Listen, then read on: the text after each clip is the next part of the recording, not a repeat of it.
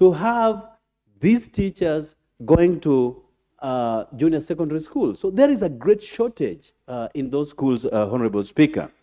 Besides the fact that there are certain subjects that call for laboratories, and there are no laboratories in all these schools. So you have children undertaking theory lessons without practicals, Honorable Speaker. So this is total disarray of our education system, Honorable Speaker.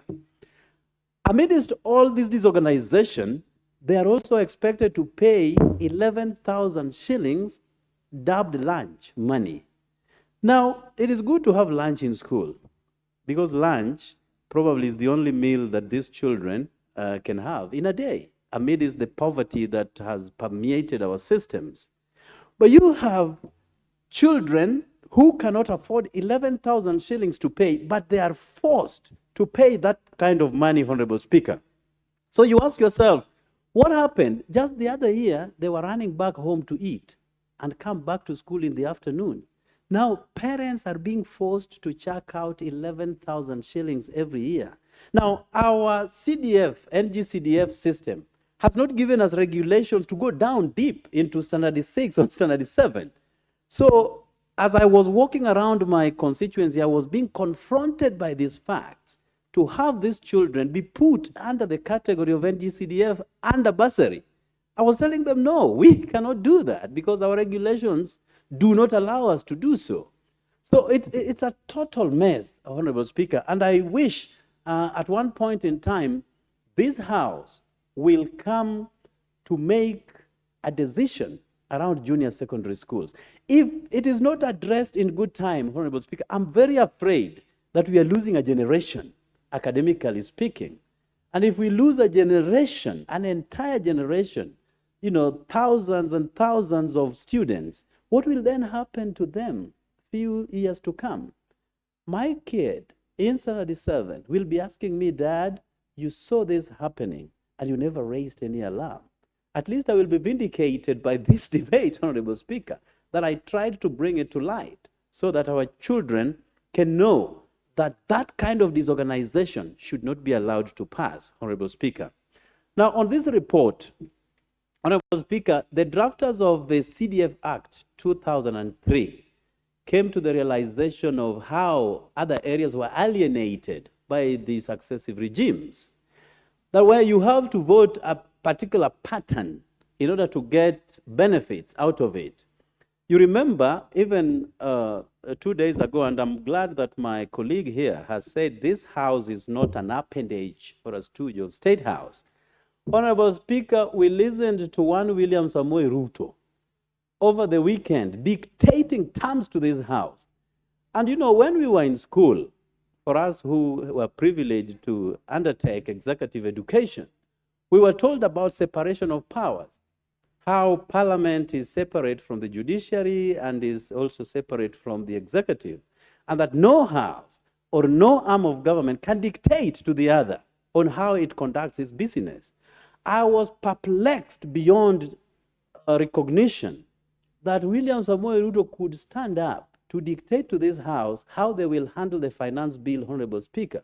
What happened to the independence of these institutions? What happened to the matter of argumentation? Because you have to argue.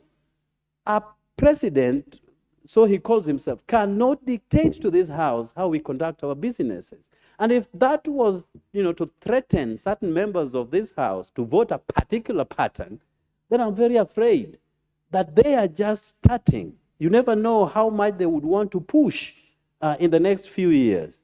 And if we are not afraid, Honorable Speaker, don't be shocked to be confronted by a bill that will be extending the life of a president in this country. It has happened to our neighboring country. It can happen now. So what the executive is trying to do is to see how much they can push so that they can now transact those clandestine businesses in this republic, Honorable Speaker.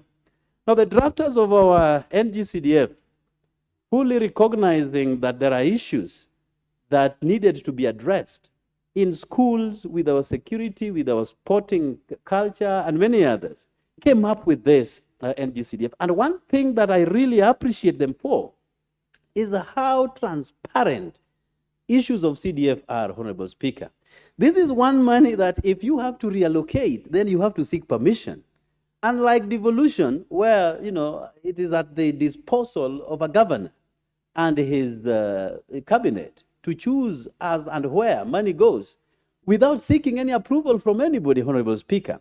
Our money is directly plugged to projects. And how I wish that even those who were carrying out the devolution as an act of parliament and infusing it within the constitution borrowed from this system that money must be plugged into a project. That is how issues of corruption are nipped at the bud, Honorable Speaker. And, you move around this country, the only good news only comes from CDF. Whereas billions are usually expended to counties, there is nothing to write home about them, Honorable Speaker. Even when there is no water, there is no health care, there is no roads, no one is asking the governor. They are still coming to us as members of parliament to answer to these questions, Honorable Speaker. So I wish that the drafters took that model emanating from the NGCDF in order to undertake all the transactions, Honorable Speaker. Now, this inordinate delay that has been spoken by my colleagues here is something that needs to be properly checked, Honorable Speaker. We just disbursed some few monies going towards bursaries. But then what happens to all the projects that we hitherto earmarked for upgrading of classrooms or building new classrooms and doing sporting events and many other things, Honorable Speaker? And the money that we got to some constituencies is not even enough to do bursaries, Honorable Speaker. And we are coming to the end of this financial year. And this House is keeping quiet. Yet, this is the same House that passes budgets for all other departments within government, Honorable Speaker. We haven't noted any inordinate delay with the executive arm of government. Just the other day, you saw the Chief Justice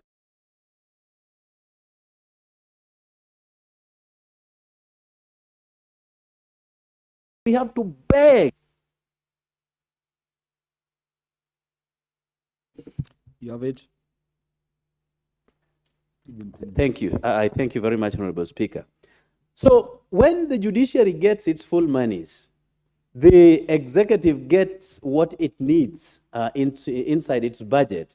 And all those monies come from appropriation from this House, Honorable Speaker.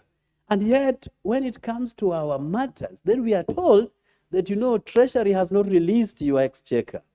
And then you'll be told that the Speaker and the clerk will be meeting with the Treasury Cabinet Secretary to talk about our monies, Honorable Speaker. We have to beg, literally, living on our knees, talking to the executive that has no due respect to the members of this House and what it ought to be doing, Honorable Speaker. These are matters that we must confront. These are matters that we have to be very much alive to. We are not going to allow the judiciary, buying and driving state-of-the-art vehicles and showcasing them in public functions, and then giving a swipe at the members of parliament without due regard to the participatory role that we play in the welfare of this country, Honorable Speaker. So I want to challenge us that this House has teeth that it has refused to put into use. Today, we tabled the budget, the appropriations, budget and appropriations bill. Today, we tabled the public finance bill. The executive expects that you will shepherd the entire process without any hitches. Yet, there is no CDF. How I wish that we can stand our ground the way we did it in Mombasa and say, no budget, no CDF, and no CDF, no budget. And we say, no public finance bill. Of course, I will oppose that finance bill with all my might. But let us come to the realization that this House has what it takes to do what is necessary so that we champion the interest of the people that we represent out there. With those many remarks, I thank you, Honorable Speaker. Honorable Jared.